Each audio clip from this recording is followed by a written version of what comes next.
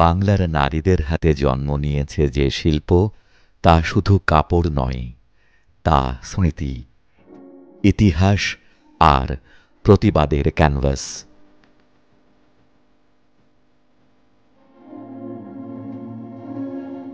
নকশি কাঁথা, যেখানে এক একটা সেলাই এক একটা গল্প।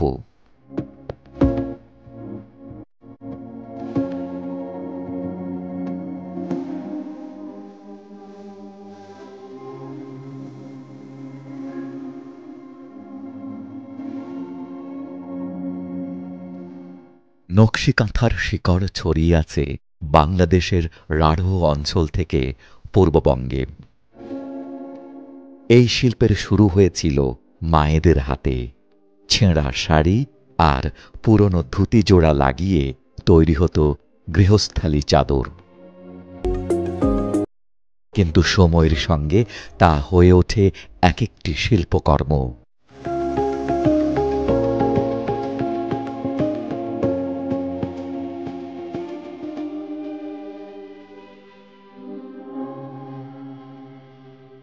কাঁথা ছিল সন্তানকে শীত থেকে রক্ষার উপায়। আজও অনেকে জন্মের পর প্রথম যে কাঁথায় মোড়া হয়, তা হয় তার মায়ের হাতে সেলাই করা এই কাঁথা।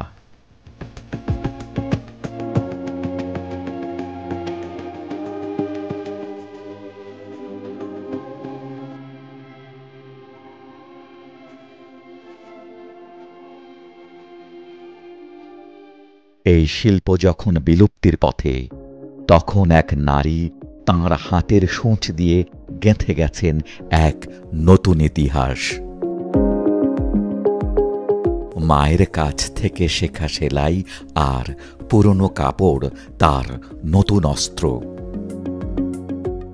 তাঁর হাতে তৈরি হয় শত শত কাঁথা, প্রশিক্ষণ নেন গ্রামীণ নারী, তৈরি হয় কর্মসংস্থান।